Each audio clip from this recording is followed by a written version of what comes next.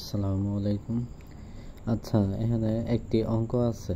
অঙ্কটা হইল একটি সমকোণী ত্রিভুজের অতিভুজ 25 মিটার, এর অপর বাহুদ্বয়ের একটি অপরটির 3/4 অংশ।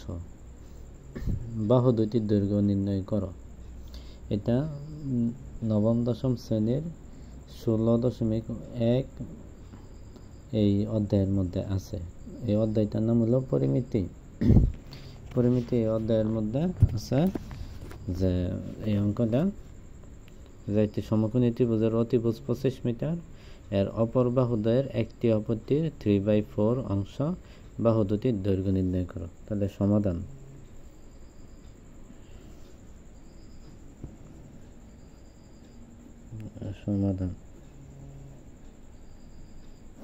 আচ্ছা, সমাধান। যেহেতু এখানে বলছে একটি সমকোণী ত্রিভুজ, তাহলে আমরা একটা সমকোণী ত্রিভুজ আঁকবো।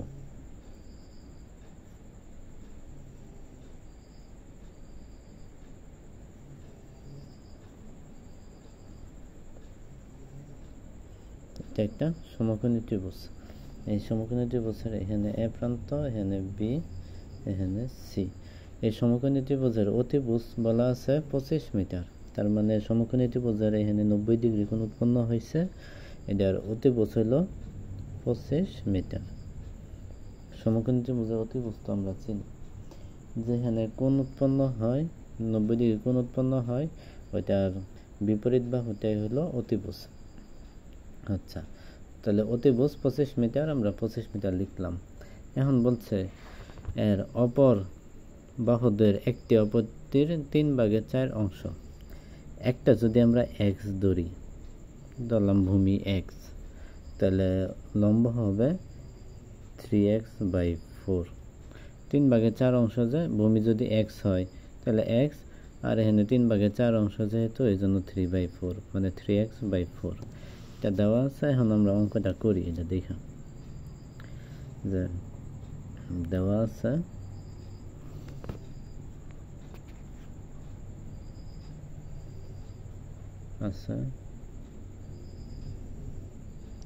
ত্রিভুজের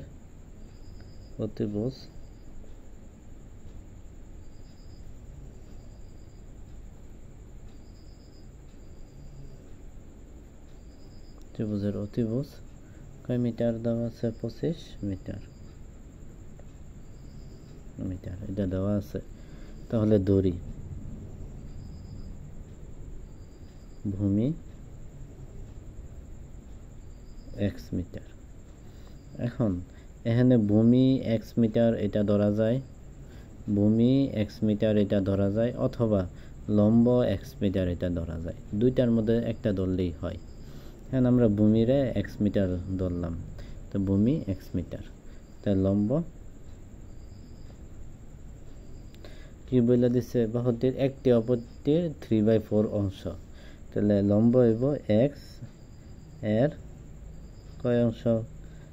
3/4 অংশ। তাহলে এটা যদি কাজ করা হয়, তাহলে x এর মানে এখানে গুণ, এর আরেক নাম হইল গুণ। তাহলে x 3 লয় গুণ হইলে তাহলে 3x/4 মিটার এটা হইল। আচ্ছা, এখন সমকোণী ত্রিভুজ বললে একটা সূত্র মাথায় রাখতে হবে। এটা হলো পিথাগোরাসের সূত্র। পিথাগোরাসের সূত্রটা হইল যে, এখানে লিখব যে পিথাগোরাসের সূত্র অনুযায়ী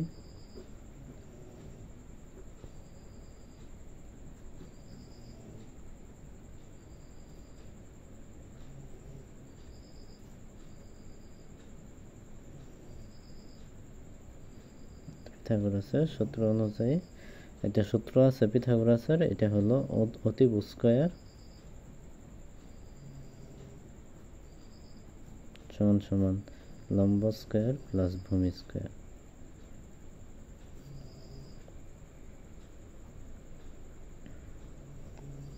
এটা সূত্র। তাহলে অতিভুজ তো আমাদের দেওয়া আছে 25 মিটার, এই যে। তাহলে এখানে আমরা অতিভুজ 25 মিটার ধরব। 25, এখন অতিভুজের উপরে স্কয়ার আছে, এই জন্য 25 এর উপরে স্কয়ার সমান। এখন লম্ব হইল আমার কত 3x/4 এটার উপরে স্কয়ার প্লাস ভূমি হইল আমার x এটার উপরে স্কয়ার, এটা গেল। এখন কথা হইল যে 25 উপরে স্কয়ার দিলে উত্তর মান কত আসে, তাহলে আমরা এখানে নোট করে করতে পারি, আবার ক্যালকুলেটরে করতে পারি। 25 × 25, 5 5 25 আর 5 হাতে আছে 2, 5 দুগুণে 10 আর 2 12, 0 5 দুগুণে 10, 10 এর 0 হাতে আছে 1, 2 দুগুণে 4 আর 1 5, 5 2 5 আর 1 কত 6, 625।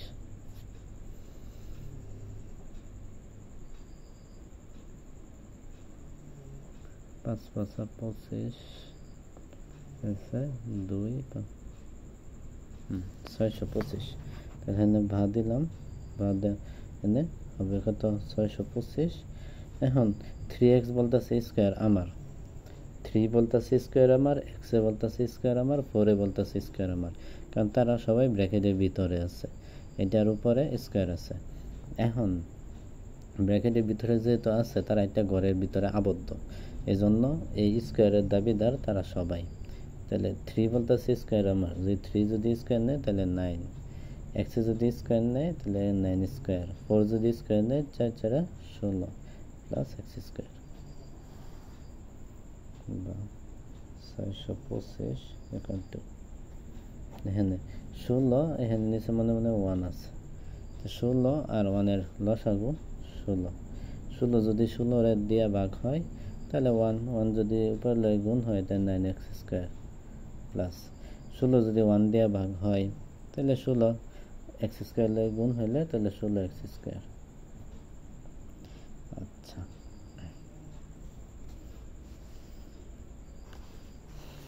তাকে আমরা এখন পরবর্তী পেজে যাই। এখন আমার এখানে একটু লক্ষ্য করতে হবে, এখানে 625 আর 16, 625 এর নিচে মনে 1 আছে, যখন মাঝখানে সমান থাকবো তখন আড়াআড়ি গুণ হবে, তাহলে বা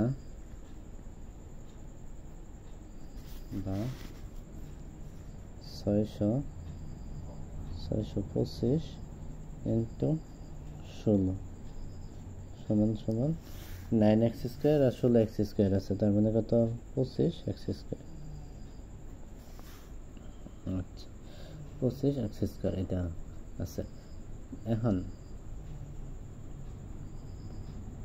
25 গুণাকারে আছে, আমরা আসলে এই পাশে আসলে ভাগ হইব, তাহলে 625 গুণ 16 আর 25 গুণাকারে যায় তাহলে ভাগ ইকুয়াল টু x স্কয়ার। এখন 25 এই 625 যদি ভাগ হয় তাহলে তো 25 × 16 ইকুয়াল টু x স্কয়ার, এইটুকু ক্যালকুলেটরে কাজ করলেও পারা যাবে। 25 আর 16 গুণ করি, 25 × 16, এখন 25 × 16, 5 6 30 এর 0 হাতে আছে 3, 6 দুগুণে 12 আর 3 15, 0 5 হাতে 5, 5 দুগুণে 10, 0 5 5 10 এর 0 হাতে আছে 1 2 1, 1200। 25 আর 16 যদি গুণ করা হয় তাহলে মান আসে কত 1200 সমান x স্কয়ার। এখানে স্কয়ার উঠাইতে গেলে এই পাশে রুট হবে, তাহলে 1200 সমান x। এখন উত্তর যত আসে ওইটা হলো x এর মান। আচ্ছা, উত্তর যত আসে তাহলে আমরা একটু খেয়াল করি উত্তর কত কত আসে। আমরা 23 গুণ করি, 23 3 3 9, 3 দুগুণে 6, 3 দুগুণে 6 তাহলে 4 হয় না, তাহলে 9 আর 2 হাতে 1,